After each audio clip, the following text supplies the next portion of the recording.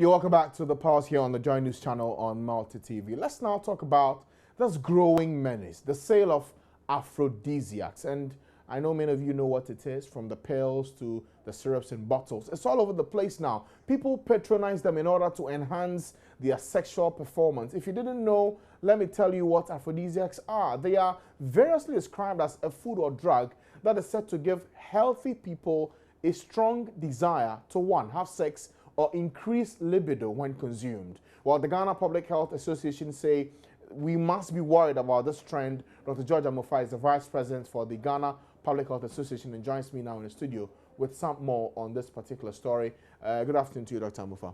Good afternoon. And thanks for joining us here on the program. You say it's a worrying trend now. How bad is it? It is bad. I mean, if we look at the adverts alone, every morning, every afternoon, evening, all over the place. I mean, throughout almost all the channels.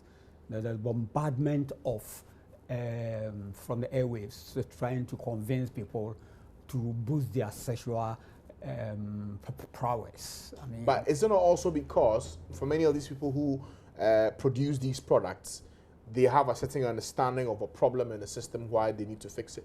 Well, yes, I mean, they may be capitalizing on that, but I mean, the issue is whether there is valid scientific basis for all the claims and whether there are some long-term consequences. Are you saying you doubt that these drugs being churned out now have the right efficacy, or you're just feeling that it's just one too many, and so that's the reason for which we should all be worried? In other words, both. I mean, I'm not only talking about Ghana, talking globally. It's an established fact that both in the US, in the UK, that aphrodisiacs, and you have to distinguish between aphrodisiacs and medicines used for sexual dysfunction. Okay. There's a distinction between that. Yes, and because aphrodisiacs, as you said, I mean, any drug, drink, or food that is claimed to provide enhancement, I mean, for sexual prowess, usually in a healthy person. And but medicines for sexual dysfunction are actually in situations where there's a medical condition that is diagnosed. And that's a different matter. It's a different matter. But again, Dr. Mofa, the thing is this. I'm a human being. Yeah. The body needs supplements. Someone will say I take vitamins to boost my energy and enable me work. If I take natural things that will improve my sexual prowess, what's wrong with that? Well, you said natural things, but the fact is that quite a number of them are so-called natural and not natural. But quite a lot of them are synthetic, and others have been adulterated by some of the medicines used for the erectile dysfunction. So is this based on research? Sir? Oh, I mean, it's the U.S. Food and Drug Authority, UK, Canada, Dutch have convincingly come out to actually certify the fact that there are a lot of counterfeit of such medicines in the system, and even Ghana Food and Drug Authority last year actually came out to officially ban about 6 or 7 of such medications. And we are not only talking about herbal things; we are talking about so-called orthodox products, and so it's a combination. And then we are not in any way discounting the fact that there are efficacious herbal and orthodox medicine for to address the problem. Okay. But so I'm thinking of someone who's home and watching us, who is not medically inclined and saying, well, I like sex. I want to improve it. I'm taking these drugs. I'm not having any effects. Why should I be worried? Well, now you may not have any effects, and but the long-term consequences may be quite serious. Like what? A number of them. In fact, one of the commonest is palpitation. Palpitation is when the heart is actually beating abnormally or very fast. You may actually have bleeding into the brain, I mean, which can lead to stroke. You can have an interesting thing, constant erection of the penis. I mean, to the extent that, in fact, we call it priapism. Okay. And it can be such that there has to be a surgical intervention. Okay. And almost invariably, it will lead to impotence, apart from a few other things, cardiac arrest. I'm sure you've reported or seen somebody who has seen somebody. In fact, in the global media recently, there was one such case in the UK where someone had an erection for almost 12 hours and had to go to the hospital for medical attention. But in Ghana, that's right, people are resorting to so many things. It could be drinks, it could be liquor, you name it. You're saying that it could lead to impotence, but people are still using it. It's a craving, isn't it? And that is the worry. And as I say, we are not in any way worried about people who have been diagnosed to have erectile dysfunction or loss of libido, but appropriately diagnosed by a medical practitioner. Then there are protocols to go through, the amount you have to take, the frequency, and the like, and for how long. If a young person, I mean, just is enticed to move into this at an early stage, for how long will that person continue? And it gets to a state where there's almost like an addiction in goes. If it is not there, he can't function.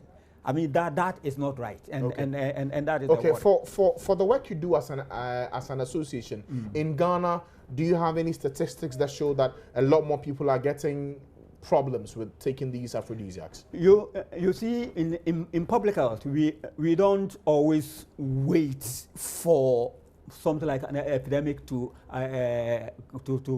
crop up before we act. So some of these things are early warning signs. They're just as epidemic preparedness, I mean, and response. The signs are actually written on the wall. Which wall, sir? Well, I mean, all over the place. I mean, in the first place, let me tell you, almost about 10% of the population are now either hypertensives or diabetics. And added to this, I mean, it's a recipe for disaster if you do not address it now. Okay. And that is why we are actually sounding the alarm. But the evidence is actually there. I mean, from the media, from the is it that you're having so many people report to the hospital, young men between 16 to say 35, who are increasingly using it here in Ghana? Well, because I'm sure there will be a trend you may have noticed, and that's why you're worried about this. No, not easy. In public health, we don't only deal with issues in hospitals. We deal with issues in a community. Okay. And so once there is scientific evidence, review of the literature, scientific literature to establish the fact that these are actually potentially dangerous medical drugs or whatever. And then there is this increasing bombardment all over the airways. I mean, for people to increasingly use it. And there is evidence that people are actually using it. Doc, then listen, we are worried. Doc, thing is this. Yeah. Usually, demand meets supply. Fantastic. So, is it that young people are having too much sex, the expectations are too high, and so guys will need to look for these options to meet it? But it's partly, so some of them are also experimenting. I mean, they are just being bombarded by so much media advert that people think that if you don't even use it, you are not among the in people, that type of thing. And so they just When you say in people, what do you mean? Well, in people, I mean those who are abreast with time. I mean that is what they will say. And so there's a mixture of so-called aphrodisiacs which have been incidentally polluted by other substances, plus alcohol. And then you get a young girl. Before you realize, I mean, the whole heart has stopped, and then you'll be dead in a hotel. And it's reported almost every time. Yeah. Are you pointing even in to Ghana? An example in Ghana? Oh yes. Where did this happen? Oh, let me know. I mean, you are in the media, and so you know. I mean, I don't know about this. That's what I'm asking you don't know. I mean, there was a report of a chief who actually died after probably getting I won't call a girlfriend or whatever. I mean, in a hotel. And was that a case of an aphrodisiac? Oh, it is combination of that, and normally that is what happens. I mean, there are people who want to show that they are very, very strong, and because of that, they will load themselves. And you see, it has a very limited to threshold. If you cross the threshold and you are not careful, I mean, you'll definitely be in trouble. Okay, so for those who are watching now, the young guys who may be using it and saying, well, you say it's worrying, what do we do? Do we stop using it? I think if you, especially you are young, there is no basis for using it in the first place. I mean, if you think you have a problem, I mean, seek for medical advice, because it may be due to a secondary issue unrelated to your sexual prowess. In fact, lack of exercise, your eating habit, the way you comport yourself, they are all linked together.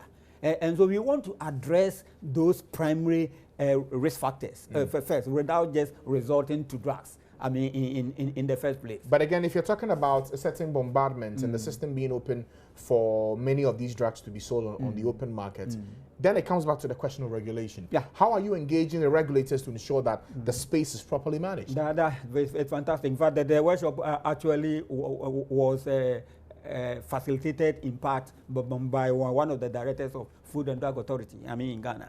And in fact, quite a lot of information actually came from them. I mean, and they are aware of their limitations. They are aware of what they are supposed to do.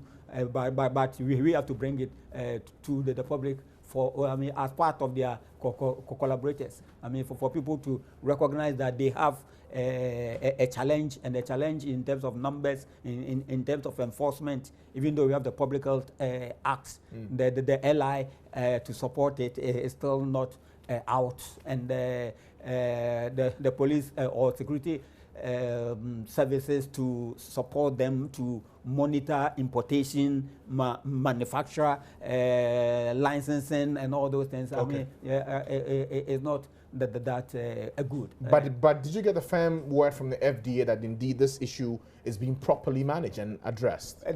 Not properly managed is a major concern they have identified, and they consider it as a challenge. And so they want the support of all stakeholders. And that was why when we invited them, I mean, in addition to other professionals, they willingly came and offered us a lot of information. Okay, Dr. Amofa, I want to say thank you so much for coming today and sharing your thoughts with us. You think the youth are having too much sex, isn't it?